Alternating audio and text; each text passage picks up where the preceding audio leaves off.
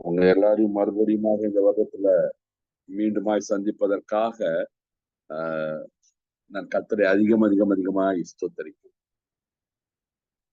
ஒவ்வொரு முறை உங்க கூட இந்த சந்திப்பை கர்த்தர் ஏற்படுத்தும் பொழுதும் மனசுக்குள்ள ரொம்ப மகிழ்ச்சி இருக்கும். ஒண்ணு இன்னொன்னு, உங்களுக்கு தேவ வார்த்தையை கொடுக்கணும்ன்றதுக்காக நான் கர்த்தரத்துல அமரும் பொழுது கர்த்தர் உங்களுக்கு வெளிப்படுத்துகிற அந்த காரியங்கள் அது இன்னும் ரொம்ப அதிகமா எனக்குள்ள மிகப்பெரிய பேலன்ஸ் செய்யறதா இருக்கு. கர்த்தருக்கு ஸ்தோத்திரம். உண்மையிலேயே தேவன் மிகவும் மிகவும் மிகவும் நல்லவர். தேவனைப் போல ஒரு நல்ல தேவன் இந்த பூமியில் ஒருவரும் இல்லை. கர்த்தர் நல்லவர். ஆமென். ஹல்லேலூயா. நம்ம இன்றைக்கு தேவனுடைய வார்த்தைகளுக்கு நேராக செல்வோம். ஏசாயா தீர்க்கதரிசி புத்தகம் 41வது அதிகாரம் 10வது வசனம். Book of Isaiah chapter 41 verses 10. நீ பயப்படாதே, நான் உன்னுடனே இருக்கிறேன். திகையாதே, நான் உன் தேவன். நான் உன்னை பலப்படுத்தி உனக்கு சகாயம் பண்ணுவேன். என் நீதியின் வலது கரத்தினால் உன்னை தாங்குவேன். ஆமென். ஆமென். ஆமென். ஆமென். ஆமென். நீ பயப்படாதே, நான் உன்னுடனே இருக்கிறேன். திகையாதே, நான் உன் தேவன். நான் உன்னை பலப்படுத்தி உனக்கு சகாயம் பண்ணுவேன். என் நீதியின் வலது கரத்தினால் உன்னை தாங்குவேன். நம்ம இன்னைக்கு தியானிக்க போகிற கர்த்தருடைய சத்தியம் எது அப்படின்னா, என் நீதியின் வலது கரத்தினால் உன்னை தாங்குவேன். கர்த்தருடைய நீதியை குறிச்சு இன்னைக்கு நம்ம தெரிஞ்சுக்கலான்னு நினைக்கிறேன். பாருங்க, கடந்த முறை நான் உங்களோடு கூட பேசும் பொழுது தேவனை அறிகிற அறிவை குறித்து பேசணும்னு நினைக்கிறேன். எஸ், இன்றைக்கு தேவன் ஆவியானவர் உங்களுக்கு உங்களுடைய இருதயங்களில் இன்று எடுக்க போகிற அந்த சத்தியத்தை பதிய செய்வாராக. என் நீதியின் வலது கரத்தினால் உன்னை தாங்குவேன். கர்த்தருடைய நீதி எப்படிப்பட்டது? கர்த்தருடைய நீதி எப்படிப்பட்டது?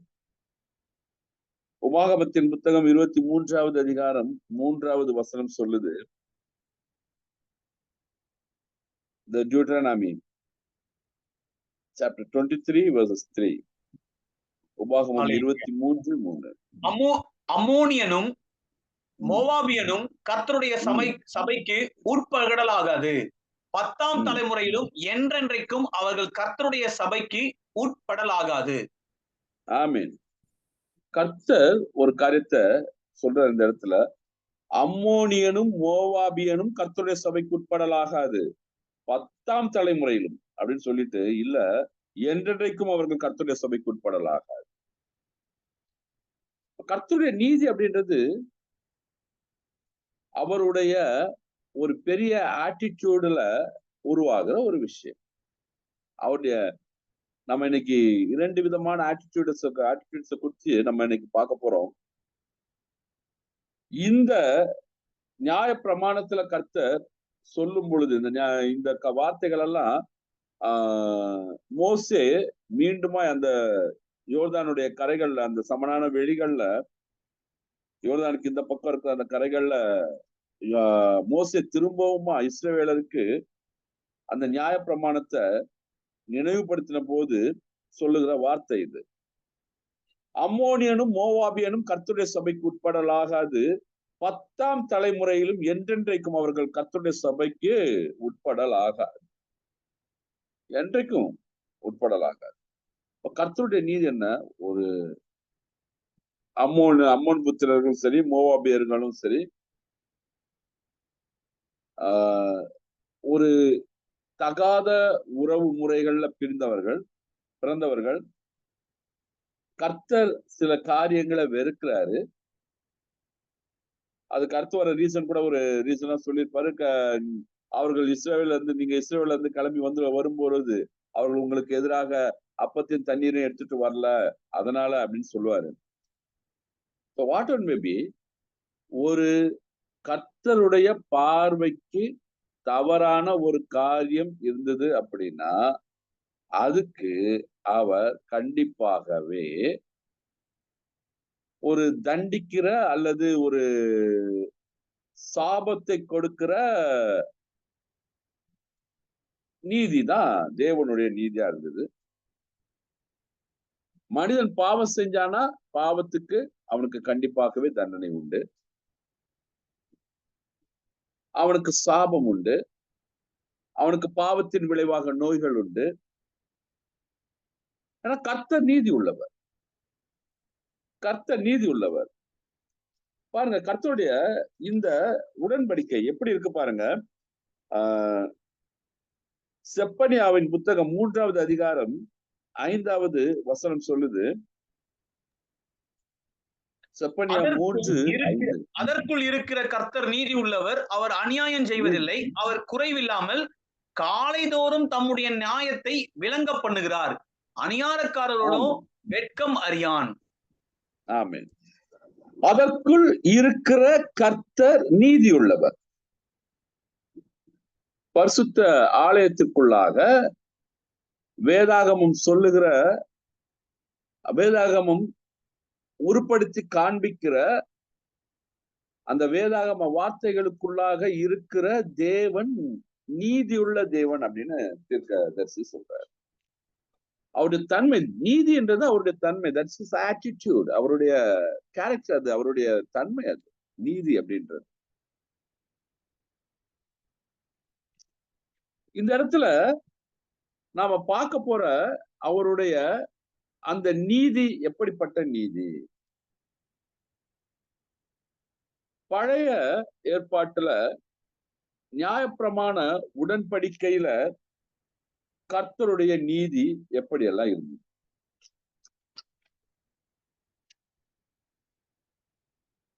உபாகமம் 11வது அதிகாரம் 27, 28 வசனம் சொல்லுது. உபாகமம் 11, 27, 28. இன்று நான் உங்களுக்கு கற்பிக்கிற உங்கள் தேவனாகிய கர்த்தரின் கற்பனைகளுக்கு கீழ்ப்படிந்தீர்களானால் ஆசீர்வாதமும், உங்கள் தேவனாகிய கர்த்தரின் கற்பனைகளுக்கு கீழ்ப்படியாமல் இன்று நான் உங்களுக்கு விதிக்கிற வழியை விட்டு விலகி நீங்கள் அறியாத வேற தேவர்களை பின்பற்றுவீர்களானால் சாபமும் வரும். அப்போ நீங்க பின்பற்றினா ஆசீர்வாதம், நீங்க பின்பற்றுவதை விலகி அந்நிய தேவர்களை சேவித்தீர்களானால் சாபம். உங்களுக்கு மாற்று வழியே கிடையாது. கர்த்தர் இஸ்ரவேல் ஜனங்களை கானான் தேசத்துக்கு அழைச்சிட்டு வர்றாரு. அவர்கள் பிதாக்களுக்கு வாக்குத்தத்தம் பண்ணின தேசம் அது.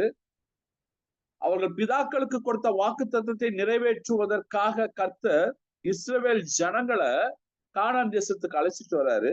கானான் தேசத்துக்கு அழைச்சிட்டு வரும் பொழுது அந்த வனாந்திரத்துல சீனாய் மலையில அவர்களுக்கு நியாய பிரமாணங்களை கொடுக்கிறாரு. நியாய பிரமாணங்களை கொடுத்துட்டு கர்த்தர் சொல்ற வார்த்தை, இன்று நான் உங்களுக்கு கற்பிக்கிற உங்கள் தேவனாகிய கர்த்தரின் கற்பனைகளுக்கு கீழ்ப்படிந்தீர்களானால் ஆசீர்வாதமும், நீங்கள் கீழ்ப்படியாமல் அந்நிய தேவர்களை சேவித்தீர்களானால் சாபமும். கர்த்தருடைய நீதி எப்படிப்பட்டதுன்னா அது அவருடைய தன்மை, அது அவருடைய நீதி. இப்படிதான், இது இருந்தா இது நீங்க செஞ்சீங்கன்னா உங்களுக்கு ஆசீர்வாதம், இதை செய்யலன்னா சாபம்.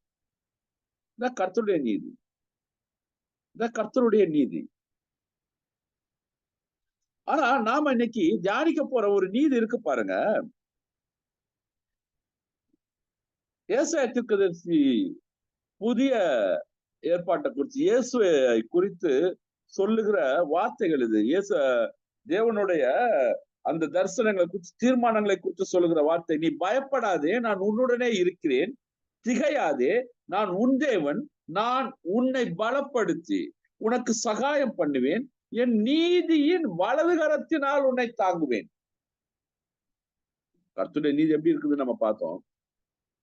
அது பயங்கரமா இருக்குது. அந்த நீதியின்படி செய்ய முடியாததுனால தான் இஸ்ரவேலர்கள் அவ்வளவு பாடுபட்டாங்க. அப்போ இந்த இடத்துல வார்த்தை சொல்லுது, என் நீதியின் வலது கரத்தினால் உன்னை தாங்குவேன்.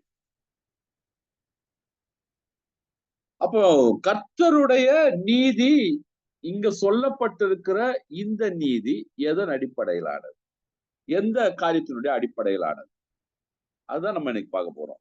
அப்போ தேவன் ரொம்ப அருமையா ஒரு காரியத்தை பண்றாரு. ஒரு உடன்படிக்கை கொடுக்கிறார் கர்த்தர். அந்த உடன்படிக்கை பிரமாணங்களால் ஆனது.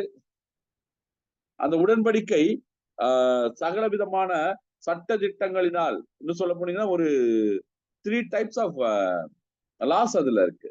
ஒன்னு மாரல் லாஸ், இன்னொன்னு சோசியல் லாஸ், இன்னொன்னு செரிமோனியல் லாஸ். சோ ஒரு தனி மனித ஒழுக்கத்தை குறித்தும் அதுல பிரமாணங்கள் இருக்கு.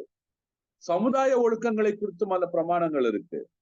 வழிபாட்டு முறைமைகளுக்குரிய கர்த்தருக்குரிய பிரமாணங்களுக்கு ஒழுக்கத்தை குறித்தும் அதுல பிரமாணங்கள் இருக்கு. சோ இது மூணத்தையும் ஒரு மனிதன் சரியான முறையில கடைப்பிடிக்கணும். கடைப்பிடிச்சா ஆசீர்வாதம், கடைப்பிடிக்கலன்னா சாபம் வந்துடும்.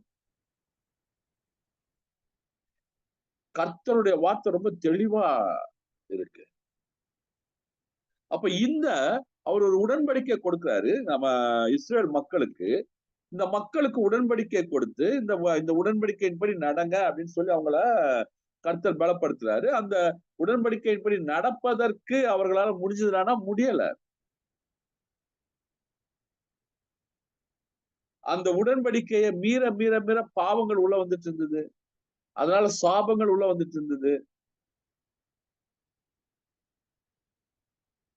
இப்ப தேவனுடைய நீதி இதுதானா அப்படின்னு கேட்டா இல்ல. தேவனுடைய நீதி எதன் அடிப்படையில அப்படின்னா, அந்த பழைய ஏற்பாட்டினுடைய உடன்படிக்கை எல்லாமே தேவனுடைய நீதி எதனுடைய அடிப்படையில இருந்தது அப்படின்னா, தேவனுடைய நீதி அப்படின்ற அந்த காரியம் சரி, தேவனுடைய நீதி அப்படின்ற காரியம் பழைய ஏற்பாட்டினுடைய அடிப்படையில அவருடைய ஒரு தன்மை, நீதியுள்ள அந்த தன்மை, அவர் நியாயம் செய்கிற அந்த தன்மை, சரி இதுதான் சரி அப்படின்ற அந்த ஒரு தன்மை, அந்த தன்மையின் அடிப்படையில தேவனுடைய நீதி இருந்தது. அதனால பழைய ஏற்பாடு வந்து ரொம்ப ரொம்ப ரொம்ப ரொம்ப அந்த நியாய பிரமாணங்கள் வந்து ரொம்ப கஷ்டமா இருந்தது, ரொம்ப கஷ்டமா இருந்தது. ஆனா கர்த்தருக்கு ஆரம்பத்துல இருந்தே ஒரு பெரிய நோக்கம் இருந்தது. இந்த மக்களை நான் இந்த அடிப்படையில இல்ல, என்னுடைய நான் நீதி உள்ள தேவன் அப்படின்ற அடிப்படையில இல்ல, இன்னொரு அடிப்படையில நான் இவங்களுக்கு நீதி செய்யணும், இன்னொரு என்னுடைய தன்மையின் அடிப்படையில நான் இவங்களோட கூட உடன்படிக்கை செய்யணும், அந்த உடன்படிக்கையை நான் பாதுகாப்பேன் அப்படின்னு. அப்போ அது என்ன தன்மை அப்படின்னு தான் நம்ம பார்க்கிறோம். பாருங்க, 1 யோவான் புத்தகம் 4வது அதிகாரம் 8வது வசனம் சொல்லுது. 1 யோவான் 4:8. அன்பில்லாதவன் தேவனை அறியான், தேவன் அன்பாகவே இருக்கிறார். தேவன் அன்பாகவே இருக்கிறார். கர்த்தர் சொல்ல விரும்புற ஒரு பெரிய காரியம் என்ன அப்படின்னா, நான் நீதியுள்ள தேவன் உண்மை, ஆனா நான் அன்புள்ள தேவன். என்னுடைய இன்னொரு பெரிய கேரக்டர் ஒண்ணு இருக்குது. நான் எப்படி இருக்கிறேன் தெரியுமா? நான் அன்பாகவே இருக்கிறேன், நான் அன்பாகவே இருக்கிறேன். அப்போ கர்த்தர் ஒரு உடன்படிக்கையை ஏற்படுத்துறாரு. அந்த உடன்படிக்கை புதிய உடன்படிக்கையா இருக்குது. அந்த உடன்படிக்கையினுடைய அடிப்படை எதுவா இருக்குது அப்படின்னா அன்பா இருக்குது. கர்த்தர் ஒரு உடன்படிக்கை கொடுத்தாரு. சீனாய் மலையில தேவனே இறங்கினாரு. தேவன் அக்னியா இறங்கி அவர்களோடு கூட ஒரு உடன்படிக்கை செய்யறாரு. அந்த உடன்படிக்கை எந்த தன்மையில எதனுடைய அடிப்படையில உருவாக்கப்பட்டதுன்னா அவர் நீதியுள்ள தேவன் அடிப்படையில உருவாக்கப்பட்ட உடன்படிக்கை. ஆனா இப்போ ஒரு உடன்படிக்கை ஏற்படுத்துறாரு. அந்த உடன்படிக்கை எதனுடைய அடிப்படையில இருக்குது அப்படின்னா அன்பினுடைய அடிப்படையில. மத்தேயு எழுதின புத்தகம் 26வது அதிகாரம் 26, 27, 28 வசனங்கள், 3 வசனங்கள். மத்தேயு 26, 26 to 28. Hallelujah.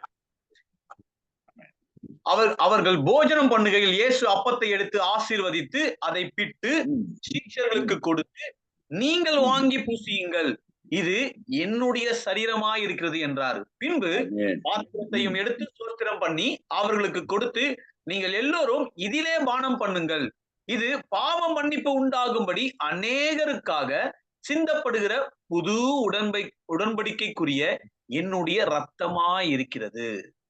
Amen. God made a new covenant. கர்த்தர் ஒரு புது உடன்படிக்கை ஏற்படுத்துறார் பாருங்க. அந்த உடன்படிக்கையினுடைய அடிப்படை என்ன இருக்கு அப்படின்னு பார்த்தோம்னா, அந்த உடன்படிக்கையினுடைய அடிப்படை மனிதன், அதாவது அவருடைய முதல் கொடுத்த அந்த அடிப்படையான அந்த நீதி கிடையாது. அந்த நீதி இல்ல. இந்த உடன்படிக்கையுடைய நீதியே வேற.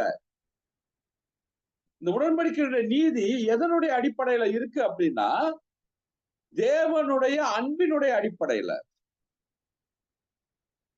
கர்த்தருடைய அன்பினுடைய அடிப்படையில. இரண்டு உடன்படிக்கைகள். ஒன்று பழைய உடன்படிக்கை.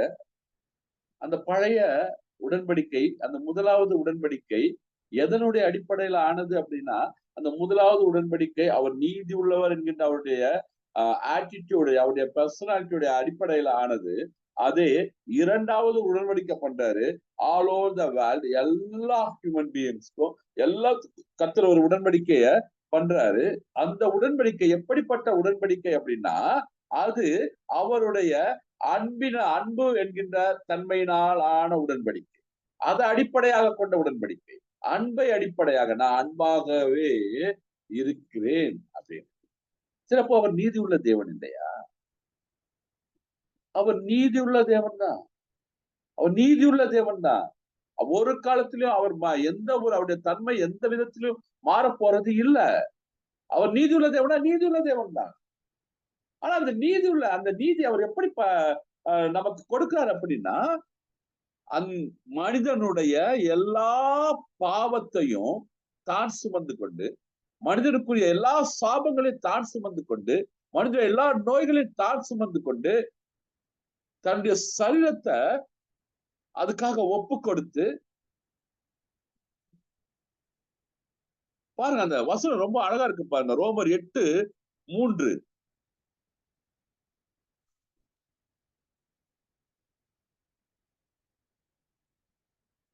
ரோமர் 8:3.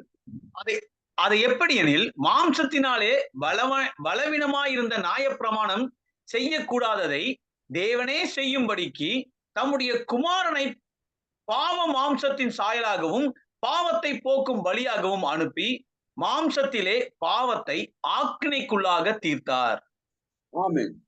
அது எப்படி எனில், மாம்சத்தினாலே பலவீனமாய் இருந்த நியாயப்பிரமாணம் செய்யக்கூடாததை தேவனே செய்யும்படிக்கு தம்முடைய குமாரனை பாவ மாம்சத்தின் சாயலாகவும் பாவத்தை போக்கும் பலியாகவும் அனுப்பி மாம்சத்திலே பாவத்தை ஆக்கினைக்குள்ளாக தீர்த்தார்.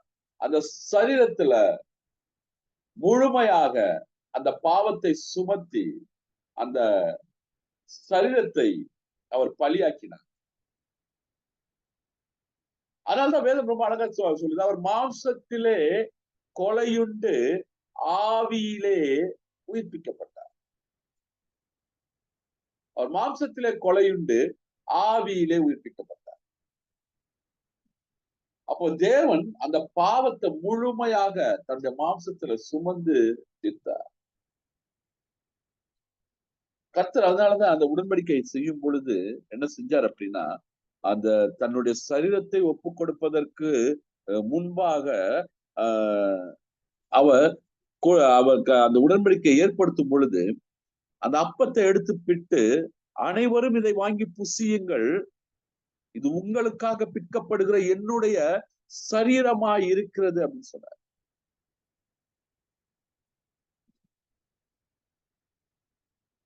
அதே மாதிரி அவரு அந்த அப்பத்தை புசிச்சதுக்கு அப்புறம் அந்த ரசத்தை எடுத்து கொடுத்த, அனைவரும் இதில் வாங்கி பருகுங்கள், இது உங்களுக்காக சிந்தப்படுகிற புதிய நித்திய உடன்படிக்கைக்கு உரிய என்னுடைய ரத்தமா இருக்கிறது.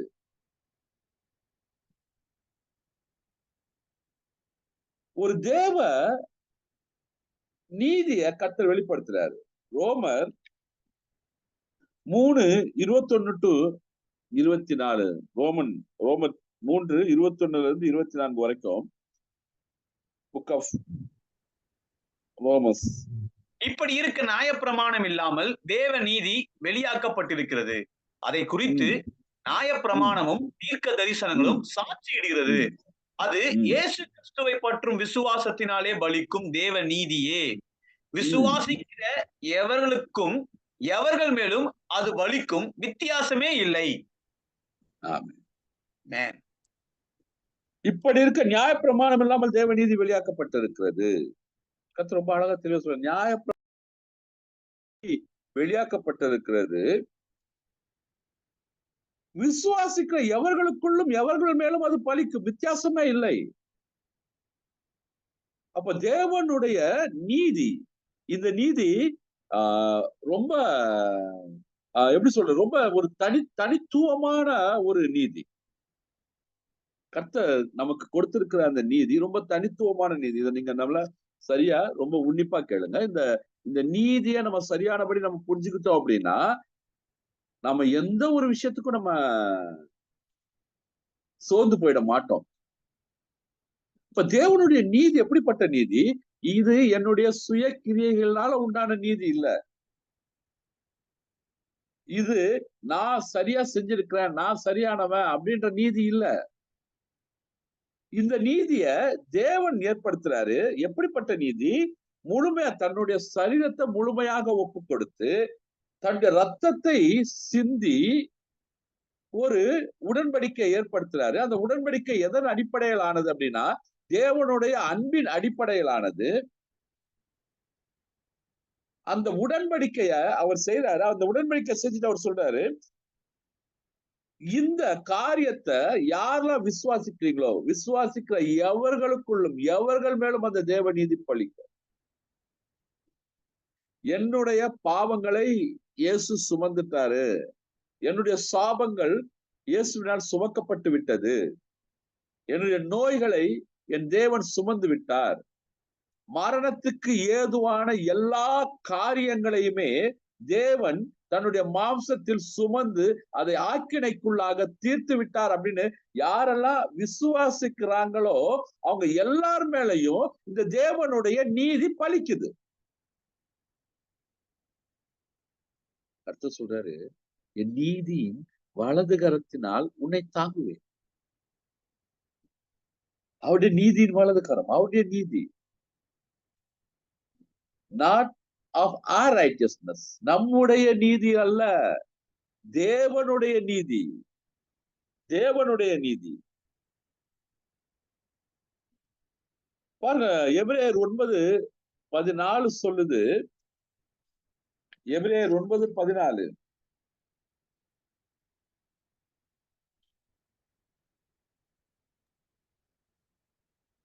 நித்திய ஆவியினாலே தம்மைத்தாமே பழுதற்ற பலியாக தேவனுக்கு ஒப்பு கொடுத்த கிறிஸ்துவனுடைய ரத்தம் ஜீவனுள்ள தேவனுக்கு ஊழியம் செய்வதற்கு உங்கள் மனசாட்சியை செத்த கிரிகளை அற சுத்திகரிப்பது எவ்வளவு நிச்சயம். ஆமென். நம்ம எல்லாருக்கும் இருக்கிற ஒரு பெரிய காரியம் என்ன தெரியுமா? நம்முடைய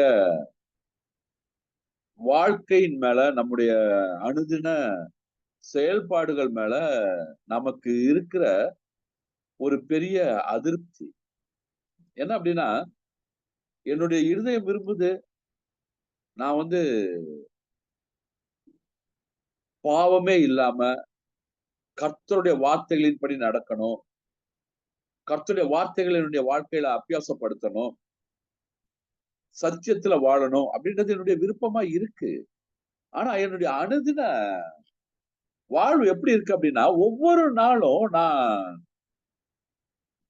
வீழ்ந்து போகிற ஒரு வாழ்க்கை, ஒவ்வொரு நாளும் நான் தவறி. ஆனா ஒரு விஷயம் நல்லா புரிஞ்சுக்கங்க, இந்த தேவ நீதியே உங்களை எப்படித்தான் பலப்படுத்துது அப்படின்னா, நீங்க விழுவீங்கன்றது அவருக்கு நல்லாவே தெரியும். நீங்க ஒவ்வொரு முறையும் நீங்க தவறு செய்வீங்கன்றது அவருக்கு நல்லாவே தெரியும். ஆனாலும் கர்த்தர் இந்த தேவ நீதியில என்ன செஞ்சிருக்கிறார் அப்படின்னா, நீங்க ஒவ்வொரு முறை விழுந்தாலும் நீங்க உண்மையாகவே உங்களுடைய இருதயம் பரிசுத்தத்தை விரும்பி உங்களுடைய இருதயம், ஆண்டவரே நான் உண்மையா உங்க சத்தியத்துல வாழணும், உங்களுடைய வார்த்தைகளின்படி வாழணும் அப்படின்றது உங்களுடைய ஏக்கமா இருந்தது அப்படின்னா, நீங்க பாவத்துக்கு மனஸ்தாபப்படுகிற ஒவ்வொரு வேளையுமே என் தேவன் உங்களை மன்னிச்சு திரும்பவும் உங்களை அந்த பரிசுத்தத்துக்கு நேரான அந்த கட்டத்துக்குள்ள, பரிசுத்தத்துக்கு நேரான அந்த கட்டுதலுக்கு உள்ள கர்த்தர் உங்களை கொண்டுட்டு போறாரு. தேவனுடைய நீதி. மனிதன் பலவீனமானவன் தான். அதனாலதான் அவனால நியாயப்பிரமாணங்களை நடப்பிக்க முடியல. இது தேவனுக்கு தெரியும். தேவனுங்க உங்ககிட்ட எதிர்பார்க்கிற ஒரே காரியம் என்ன அப்படின்னா, என்னுடைய நீதியை நீ பெற்றுக்கொள்வதற்கு நான் அன்பினால ஒரு நீதி உனக்கு உண்டாக்கி இருக்கிறேன். அது புது உடன்படிக்கைக்குரிய ஒரு நீதியா இருக்குது. அந்த நீதியை நீ பெற்றுக்கொள்ளணும் அப்படின்னா, அதை பெற்றுக்கொள்வதற்கு உனக்கு தகுதி எது அப்படின்னா விசுவாசம் மட்டும்தான். விசுவாசம் தான். விசுவாசம் தான் தகுதி. விசுவாசம் தான் தகுதி. ஒரு மனுஷன் பாவம் செய்கிற ஒரு மனுஷன், ஒவ்வொரு முறை பாவம் செய்கிற ஒரு மனுஷன், ஐயோ நான் பாவம் செஞ்சுட்டேன் குற்ற உணர்வுக்காகிற மனுஷன், கர்த்தர் சொல்றாரு, நீ மனஸ்தாபப்பட்டு 7 தரம் இல்ல 70 தரம் நீ என்கிட்ட வந்து மன்னிப்பு கேட்டாலும் உன்னை மன்னிக்கிறதுக்கு நான் ஆயத்தமா இருக்கிறேன்.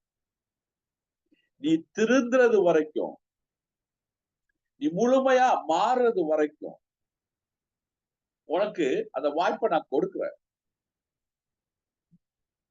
நிறைய பேர் இத தவறா எடுத்துக்கூடாது. பாவம் செய்வதற்கான ஒரு வழியா எடுத்துக்கிறதுக்கு இல்லை இது.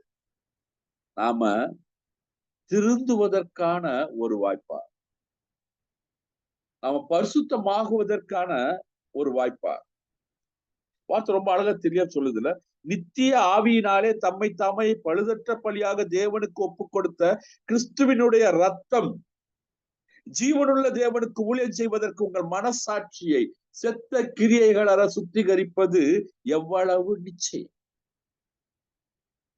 அப்ப தேவனை பற்றுகிற விசுவாசம், என் தேவன் என்ற பாவங்களை சுமந்துட்டார் என்ற அந்த விசுவாசம், தேவனுடைய ரத்தம் என் பாவங்களை பரிசுத்தமாக்குது, என் பாவங்களை கழுவுது, தேவனுடைய ரத்தம் என்னுடைய பாவங்களை எல்லாம் கழுவி என்னை பரிசுத்தமாக்குதுன்ற அந்த ஒரு விசுவாசம்,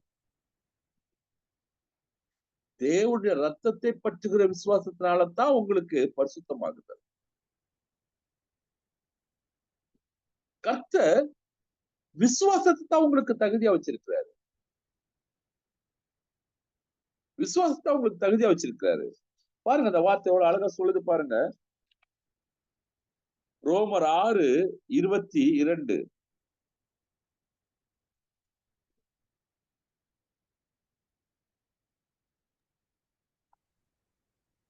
ஹல்லேலூயா.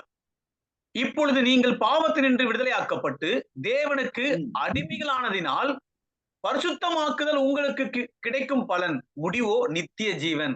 அல்லேலூயா. பரிசுத்தமாகுதல் உங்களுக்கு கிடைக்கும் பலன். ஆமென். பரிசுத்தமாகுதல் அப்படின்றது ஒரு தனிப்பட்ட நபருடைய முயற்சியோ அல்லது ஒரு தனிப்பட்ட நபருடைய எந்த ஒரு கிரியைகளினாலும் நாம பரிசுத்தமாகிறது இல்ல. நம்மை பரிசுத்தமாக்குகிறவர் கர்த்தர். எப்படி அவர் பரிசுத்தமாக்குகிறார்னா, நீங்க பார்க்க வேண்டியது சிலுவையை மட்டும்தான். என்னுடைய பாவங்கள் சுமக்கப்பட்டு விட்டதுன்ற அந்த ஒரு விசுவாசமா நமக்குள்ள இருக்கணும். இயேசு என் தேவன் என் பாவங்களை சுமந்துட்டாருன்ற அந்த விசுவாசம், அவருடைய ரத்தம் என்னை பரிசுத்தமாக்கி கொண்டிருக்கிறதுன்ற அந்த விசுவாசம், அவருடைய ஆவி என்னை தூய்மைப்படுத்தி கொண்டிருக்கிறது அப்படின்ற அந்த விசுவாசம். தேவனுடைய நீதி வெளியாக்கப்பட்டிருக்கிறது. என்ன நீதி? நான் உன்னுடைய பாவங்கள் எல்லாத்தையும் நான் சுமந்து தீர்த்துட்டேன், நான் உன்னுடைய சாபங்கள் எல்லாத்தையும் சுமந்து தீர்த்துட்டேன், நான் உன்னுடைய நோய்கள் எல்லாவற்றையுமே சுமந்து தீர்த்துட்டேன், நான் சாவுக்கு ஏதுவான, மரணத்துக்கு ஏதுவான, உன்னுடைய நியாய தீர்ப்புக்கு ஏதுவான எல்லா காரியங்களையுமே நான் சுமந்து தீர்த்துட்டேன்.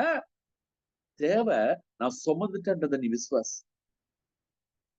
நான் சுமந்து தீர்த்துட்டேன்றத விசுவாசி. அனுதினமும் என்னுடைய சிலுவை உன்னுடைய கண்களுக்கு முன்பாக வரட்டும், என்னுடைய பாடுகளுடைய கண்களுக்கு முன்பாக வரட்டும்.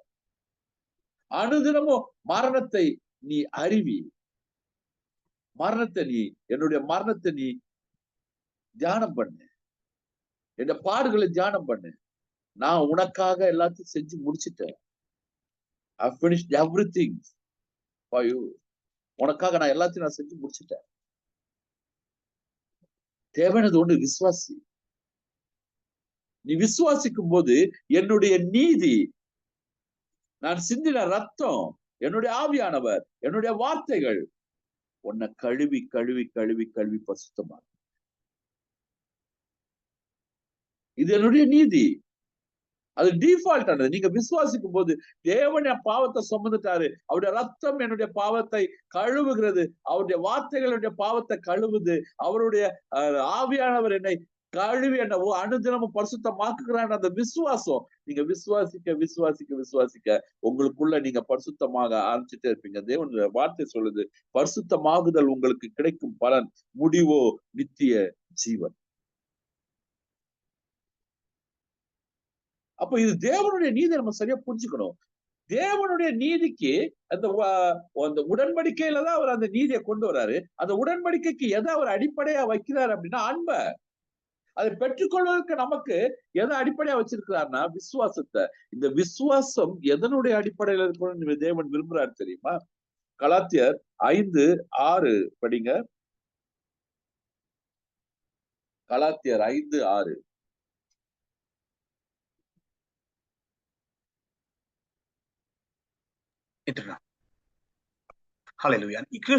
கிறிஸ்து இயேசுவினிடத்தில் விருத்த சேதனமும் விருத்த சேதனம் இல்லாமையும் ஒன்றுக்கு உதவாது. அன்பினால் கிரியை செய்கிற விசுவாசமே உதவும். ஆமென். கிறிஸ்து இயேசுவினிடத்தில் விருத்த சேதனமும் விருத்த சேதனம் இல்லாமையும் ஒன்றுக்கு உதவாது. அன்பினால் கிரியை செய்கிற விசுவாசம். இந்த விசுவாசம் எதனுடைய அடிப்படையில இருக்கணும் அப்படின்றத தேவன் ரொம்ப அழகா தெளிவா சொல்றாரு. உங்க விசுவாசம் சும்மா நான் விசுவாசிக்கிறேன் அப்படின்ற அந்த ஒரு எண்ணத்தின் அடிப்படையில இல்ல, உங்க கிரியைகளின் அடிப்படையில இல்ல, உங்க வார்த்தைகளின் அடிப்படையில இல்ல. விசுவாசம் எதன் அடிப்படையில இருக்கணும் அப்படின்னா அன்பின் அடிப்படையில இருக்கணும்ன்றார் ஆண்டவர். அன்பினால் கிரியை செய்கிற விசுவாசமே உதவும் அப்படின்னு சொல்றாரு ஆண்டவர். அப்ப அன்பினால் கிரியை செய்கிற விசுவாசம் தான் உதவும். தேவனுடைய நீதி அவருடைய உடன்படிக்கையினால் ஆனது. அந்த உடன்படிக்கையின் அடிப்படை தேவன் நம்மேல் வைத்த அன்பினால் ஆனது. தேவன் நம்மிடத்தில் எதிர்பார்க்கிற காரியம் விசுவாசம் மட்டும்தான். அந்த விசுவாசம் எதனுடைய அடிப்படையில இருக்கணும் அப்படின்னா தேவன் மேல் நாம வைத்த அன்பினுடைய அடிப்படையில இருக்கணும் அப்படின்றார். அன்பினால் கிரியை செய்கிற விசுவாசமே உதவும். அன்பினால் கிரியை செய்கிற விசுவாசமே உதவும். தேவன் எதிர்பார்க்கிற அந்த விசுவாசம் தேவன் மேல நாம வைக்கிற அன்பினால ஏற்பட்டதால். தேவன் மேல நம்ம கண்டிப்பாகவே எப்படிப்பட்ட அன்பு வச்சிருக்கிறோம்? எனக்காக ஒருவர் அடிக்கப்பட்டார், எனக்காக ஒருவர் சிலுவை சுமந்தார், எனக்காக ரத்தம் சிந்தித்தார். தேவனுடைய அன்பு ரொம்ப பெருசு. பரலோகத்திலிருந்து அவர் இறங்கி எனக்காக அவர் செய்த காரியங்களை நம்ம தியானிக்கும் பொழுது கர்த்தர் எத்தனை அன்புள்ளவர் என்பதை நம்ம அறிந்து கொள்ளும் பொழுது நமக்குள்ள ஆட்டோமேட்டிக்காவே அந்த அன்பு வருது. பாருங்க, 1 யோவான் 4:16 சொல்லுது. 1 யோவான் 4:16, தேவன் நம்மேல் வைத்திருக்கிற அன்பை நாம் அறிந்து விசுவாசித்திருக்கிறோம். தேவன் அன்பாகவே இருக்கிறார். அன்பில் நிலைத்திருக்கிறவன் தேவனில் நிலைத்திருக்கிறான், தேவனும் அவனில் நிலைத்திருக்கிறார். ஆமென். தேவன் நம்மேல் வைத்திருக்கிற அன்பை நாம் அறிந்து விசுவாசிக்கிறோம். அன்பினால் கிரியை செய்கிற விசுவாசம் எப்படி அப்படின்னா we must know, நமக்கு கண்டிப்பாவே தெரியணும் தேவன் நம்ம மேல எவ்வளவு அன்பு வச்சிருக்கிறாரு அப்படின்றது நமக்கு கண்டிப்பாகவே என்ன செய்யணும், தெரியணும். தேவன் நம்ம மேல எவ்வளவு அன்பு வச்சிருக்கிறாரு, எவ்வளவு அன்பு வச்சிருக்கிறாரு. அந்த அன்பை நீங்க தெரிஞ்சுக்கிட்டா மட்டும்தான் அந்த விசுவாசம் உங்களுக்குள்ள வரும். தேவன் நம்மேல் வைத்திருக்கிற அன்பை நாம் அறிந்து விசுவாசித்திருக்கிறோம். தேவன் அன்பாகவே இருக்கிறார். அன்பில் நிலைத்திருக்கிறவன் தேவனில் நிலைத்திருக்கிறான், தேவனும் அவனில் நிலைத்திருக்கிறார். அப்போ தேவன் நம்ம மேல வைத்திருக்கிற, நமக்கு கொடுத்திருக்கிற அவருடைய நீதிக்கு அடிப்படையே அன்புதான். அதனாலதான் இன்னைக்கு எவ்வளவு இந்த காலகட்டங்கள்ல நாம எவ்வளவோ தவறு செஞ்சோம். ரட்சிக்கப்பட்டதுக்கு அப்புறம் நம்ம செய்யற தவறுகளுக்கும் நம்ம செய்யற பாவங்களுக்கும் அளவே இல்லை. எவ்வளவோ காரியங்களை நம்ம கர்த்தருடைய வார்த்தைகளை மீறுறோம், ஒவ்வொரு நாளும் மீறுறோம், ஒவ்வொரு நாளும். ஆனாலும் இன்னைக்கும் நமக்குள்ள ஒரு நம்பிக்கை இருக்கு, இன்னைக்கும் நமக்குள்ள ஒரு நிச்சயம் இருக்கு. என்ன நிச்சயம் அப்படின்னா, கர்த்தர் என்னை கண்டிப்பாகவே மன்னிச்சு என்னை கண்டிப்பாகவே அவருடைய வருகையில சேர்த்துக் கொள்வான்ற அந்த பெரிய நிச்சயம் நமக்குள்ள எங்க இருக்கு அப்படின்னா, அது அவருடைய நீதியினாலதான். அந்த நீதி அன்பினால உருவாக்கப்பட்டதுனாலதான்.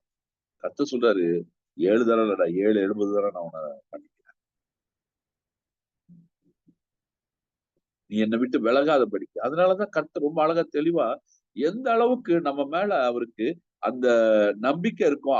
நம்ம மேலன்றதை விட கர்த்தர் நம்மில் செய்கிற அவருடைய கிரியைகளின் மேல, ஆவியானுடைய செயல்கள் மேல எந்த அளவுக்கு அவருக்கு அந்த நிச்சயம் இருக்குது அப்படின்னா, கர்த்தர் சொல்ற, தேவனால் பிறந்தவன் எவனும் பாவம் செய்யான், ஏனெனில் தேவனுடைய வித்து அவனுக்குள் தரித்திருக்கிறது அப்படின்ற. பாவம் செய்ய முடியாது. எப்போ நீங்க ஆண்டவரை, தேவன் என்னுடைய பாவத்தை எல்லாம் சுமந்து தீர்த்துட்டாரு, அந்த சிலுவையை நீங்க அனுதினமும் நீங்க தியானிக்கும் பொழுது, சிலுவையை அனுதினமும் உங்க கண்ணுக்கு முன்னாடி கொண்டு வரும்போது, தேவன் பட்ட பாடுகளின் ஐக்கியத்தை நீங்க அறிந்து கொள்வதற்கு உங்களை முழுமையாக உட்படுத்தும் பொழுது, தேவனுடைய நீதி உங்களை கிரியை செய்ய ஆரம்பிக்குது. அது நம்முடைய வலது கரத்தினால உங்களை தாங்க ஆரம்பிக்குது. அது உங்களுடைய எல்லா காரியங்களையுமே மாற்ற ஆரம்பிக்குது. நீங்க ஆட்டோமேட்டிக்கா பரிசுத்தமாக ஆரம்பிக்கிறீங்க. யாரும் உங்களை தடுக்க முடியாது. கர்த்தர் உங்களை பரிசுத்தமாக்குறார். தேவை ஒண்ணே ஒண்ணுதான், அன்பினால நீங்க அவர் மேல வைத்திருக்கிற விசுவாசம். ரெண்டுத்துக்குமே இந்த நம்ம ஆண்டவருக்கு கீழ்ப்படுகிற அந்த காரியங்கள்ல 2 விதங்கள் உண்டு. ஒண்ணு, பயத்தினால கீழ்ப்படுகிறது. இந்த பயத்தினால கீழ்ப்படுகிற ஒரு காரியம் ரொம்ப நாளைக்கு நிலைக்காது. ஆனா அன்புனால கீழ்ப்படிஞ்சு பாருங்க, தேவன் நம்ம மேல எவ்வளவு அன்பா இருந்தாருன்றதை தியானிச்சு, அவருடைய அன்பை தெரிஞ்சுக்கிட்டு, அந்த அன்புனால நீங்க அவருக்கு கீழ்ப்படிஞ்சு பாருங்க, அந்த கீழ்ப்படிதல் கடைசி வரைக்கும் இருக்கும். அப்போ கர்த்தர் அதனாலதான் அந்த விசுவாசத்தை குறித்து சொல்லும் போது சொல்றாரு, அன்பினால் கிரியை செய்கிற விசுவாசமே உதவும். தேவனுடைய அன்பை நீங்க அறிந்து கொண்டு, தேவனுடைய அன்பை நீங்க உள்வாங்கி, ரோமர் 5:5 அழகா சொல்றோம், அந்த பரிசுத்த ஆவினாலே அந்த அன்பு நம்முடைய இருதயங்களிலே ஊற்றப்பட்டிருக்கிறது. அந்த அன்புனால நீங்க கிரியை செய்யும் பொழுதுதான் தேவனுடைய அன்பை உணர்ந்து, தேவனுடைய அன்பை உணராம அவர் மேல எப்படி அன்பா இருக்க முடியும்? தேவன் என் மேல வைத்த அன்பை நான் உணர்ந்து கொள்ள முடியல அப்படின்னா, என்னால தியானிக்க முடியல அப்படின்னா, என்னால அதை இருதயத்துக்குள்ள கொண்டு வர முடியல அப்படின்னா, அதை நான் உணரல அப்படின்னா, என்னால தேவன் மேல அன்பா இருக்க முடியாது. அது சும்மா ஒரு மாயமாலமான வார்த்தையா தான் இருக்க முடியும். தேவ அன்பை நீங்க முழுமையாக உணரும் பொழுதுதான், அந்த உணர்வுக்குள்ள நீங்க போகும்போது மட்டும்தான் தேவன் மேல வைக்கிற அந்த விசுவாசம் உங்களுக்குள்ள பெருக ஆரம்பிக்கும். தேவன் மேல வைத்திருக்கிற அன்பு, தேவன் அன்பாகவே இருக்கிறார், மாற்றமே இல்லை. தேவன் மேல நீங்க எவ்வளவு அன்பு வைக்கிறீங்க. அதனால்தான் வேதம் ரொம்ப அழகா தெளிவா சொல்லுது இல்ல, அன்றியும் அவருடைய தீர்மானத்தின்படி அழைக்கப்பட்டவர்களாய் அவரிடத்தில் அன்பு கூறுகிறவர்களுக்கு. அவர்கிட்ட எப்படிப்பா எனக்கு அன்பு வந்துடும்? அவருடைய அன்பை நான் உணர்ந்தா மட்டும்தான் எனக்கு அன்பு வரும். அவர் சிலுவையில பட்ட பாடுகளை, அந்த சிலுவையில தான் தேவ அன்பு வெளிப்படுத்தப்படுது. அந்த சிலுவையில பட்ட பாடுகளை நம்ம தியானிக்கும் பொழுதுதான், அந்த சிலுவையில பட்ட பாடுகளை குறித்ததான அறிவு நமக்குள்ள உண்டாகும் போதுதான் தேவனை குறித்ததான அன்பு நமக்குள்ள, தேவன் நம்ம மேல் வைத்த அந்த அன்பை நம்மளால பார்க்க முடியுது. அந்த அன்பை நாம ருசிக்க ருசிக்க ருசிக்க தேவன் மேல நமக்குள்ள ஆட்டோமேட்டிக்கா அன்பு. எனக்காக ஒருத்தர் ஒண்ணு செய்யறாருன்னா ஆட்டோமேட்டிக்கா எனக்குள்ள அந்த அன்பு வந்துடும்ல. அந்த அன்புதான் நமக்குள்ள எல்லா கிரியையும். அப்ப அன்பினால் உண்டாகிற அந்த விசுவாசம், தேவனுடைய நீதி ஒரு காலகட்டங்கள்ல பழைய ஏற்பாட்டின் காலத்துல அது அவருடைய நீதியுள்ள தன்மையின் அடிப்படையில இருக்கு. அது எந்த ஒரு இதுவும் கிடையாது. ஆனா கர்த்தர் உங்களுக்காகவும் எனக்காகவும் அந்த நீதியே மாத்துறார். அதனால அவரு அந்த நீதிக்கு புறம்பா செஞ்சுட்டாரா? இல்ல. ஒரு நாள் அவர் நீதிக்கு புறம்பா செய்யறவர் இல்ல. இதுவரைக்கும் அவர் செஞ்சதும் இல்ல. அப்ப அந்த நீதிக்கு உண்டான எல்லா தண்டனையும், எல்லா பாடுகளையும் நம்ம மேல வந்த எல்லா காரியத்தையும் அவர் ஏற்றுக்கொண்டு, அவர் நீதியா மாறிட்டாரு. அவரே நமக்கு நீதியா மாறிட்டாரு. அவரே நமக்கு நீதியா மாறி, அந்த நீதிக்கு அடிப்படை என்னது? அன்பு. நம்ம மேல வைத்த அந்த அன்பு. அவர் சொல்றாரு, என்னுடைய நீதியின் வலது கரத்தினால நான் உன்னை தாங்குவேன். அந்த நீதியின் வலது கரம் அன்பு. அதனாலதான் மத்தவங்களுக்கும் நமக்கும் இருக்கிற அந்த வித்தியாசம் என்னன்னு நீங்க நினைக்கிறீங்க? மத்தவங்களுக்கும் நமக்கும் இருக்கிற வித்தியாசம், மத்தவங்கள காட்டிலும் நமக்கு அவ்வளவு கிரேஸ். மத்தவங்க ஏன் அப்படின்னா அன்பு. நம்ம மேல அவர் வச்சிருக்கிற அன்பு. நீ என்ன செஞ்சாலும் நான் உன்னை மன்னிப்பேன். நீ என்ன செஞ்சாலும் நான் உன்னை விட மாட்டேன். நீ என்னுடைய உள்ள கைகள்ல இருக்கிற. உன்னை யாரும் பறித்துக் கொள்ள முடியாது. உன்னை என்னுடைய கண்கள்ல வச்சிருக்கிறேன். கண்ணின் மணிய மாதிரி வச்சிருக்கிறேன். உன்னை என்னுடைய உள்ள கைகள்ல வரைந்து வைத்திருக்கிறேன். அன்பு, அன்பு. அவர் உங்க மேல வச்ச அன்புனாலதான், நம்ம மேல வச்ச அன்புனாலதான் நம்ம மீட்கப்பட்டிருக்கிறோம். அந்த அன்புனாலதான் நமக்கு இந்த ரட்சிப்பு உண்டாயிருக்கிறது. அந்த அன்புனாலதான் நல்ல நம்பிக்கை நமக்குள்ள இருக்குது. அந்த அன்புனாலதான் நல்ல நிச்சயங்கள் நமக்குள்ள இருக்குது. அந்த அன்புனாலதான் நம்மளுடைய எதிர்பார்க்குதல் வேற மாதிரி இருக்குது. ஆண்டவரே நீங்க வருவீங்க, கண்டிப்பா என்ன கூட்டிட்டு போவீங்கன்னு அந்த அந்த விசுவாசம் நமக்குள்ள எங்க வருதுன்னா அந்த அன்புனாலதான். கர்த்தர் உங்ககிட்ட எதிர்பார்க்கிற ஒரே விஷயம் என்ன தெரியும்? நீ என் மேல அன்பு கூறு. என்கிட்ட அன்பா இரு. என்கிட்ட நீ அன்பா இருந்தனா உன்னுடைய விசுவாசம் ஆட்டோமேட்டிக்கா பெருக ஆரம்பிச்சிடும். எதுக்காகவும் நீ அஞ்ச மாட்ட. எந்த காரியத்திலும் நீ தோல்வி அடைய மாட்ட. தேவனால் பிறப்பதெல்லாம் உலகத்தை ஜெயிக்கும். உங்கள் விசுவாசமே உலகத்தை ஜெயிக்கிற ஜெயம். ஆனா அந்த விசுவாசம் அன்பு இல்லாம வர முடியாதுங்க. தேவன் மேல அன்பு இல்லாம அந்த விசுவாசம் வர முடியாது. தேவன் மேல அன்பா இருப்போம். தேவனை நேசிப்போம். தேவனுடைய நீதிக்கு உட்படுவோம். அவருடைய நீதி நம்மை தாங்குகிறது. அவருடைய நீதி எல்லா விதங்களிலும் நம்மை நடத்துகிறது. அவருடைய நீதி எல்லா விதங்களிலும் நம்மை ஜெயிக்க வைக்குது. அவருடைய நீதி எப்பவுமே எல்லா சூழ்நிலைகளுக்கும் நம்ம தப்பு வைக்கிறது. காரணம் என்னன்னா அந்த நீதி அவருடைய அன்பினால உருவாக்கப்பட்டது. தேவனுடைய அன்பினால உருவாக்கப்பட்டது அந்த நீதி. கடைசியா ஒரு வசனத்தை வாசிச்சு நம்ம முடிப்போம். 2 கொரிந்தியர் 7:1.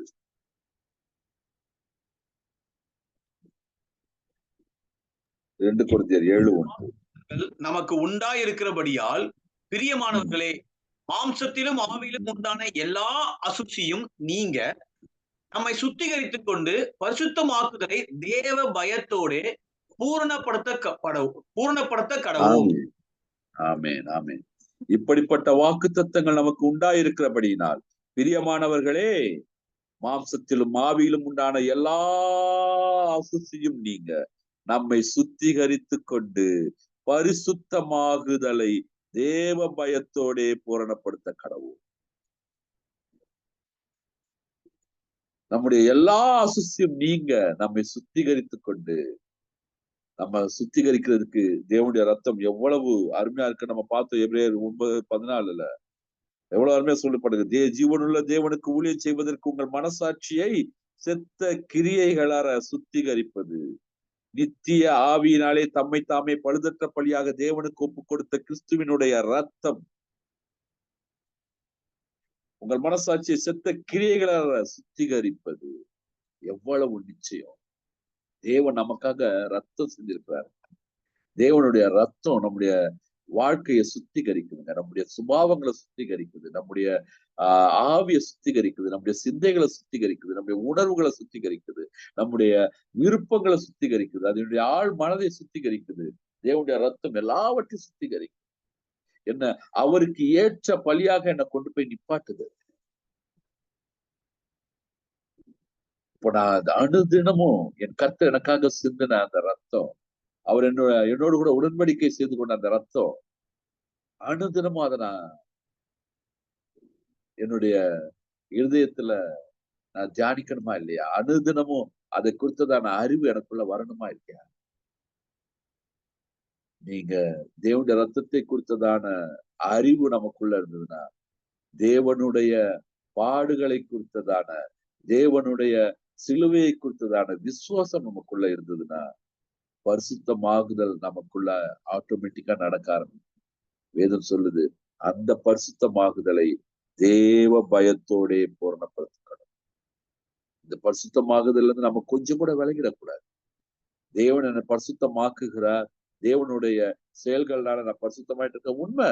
நம்ம நினைச்சு பார்ப்போமே, நம்ம ரட்சிக்கப்பட்டதுக்கும் இன்னைக்கு நாம இருக்கிற இந்த நாட்களுக்கும் நடுவுல எவ்வளவு காரியங்களை நம்ம தேவனுக்காக விட்டுருக்கிறோம். தேவனுடைய சமூகத்துல நம்ம எவ்வளவு பாவங்களை நம்ம விட்டு வெளியே வந்திருக்கிறோம். எவ்வளவு தீய எண்ணங்களை விட்டு, எவ்வளவு தீய வார்த்தைகளை விட்டு, எவ்வளவு தீய கிரியைகளை விட்டு நம்ம வெளியே வந்திருக்கோம். ஒவ்வொரு நாளும் நம்மளை பரிசுத்தமாக்கிட்டு இருக்கிறார்ல. இந்த பரிசுத்தமாக்குகிறதுக்கு காரணம் அவருடைய நீதி. அவருடைய நீதி.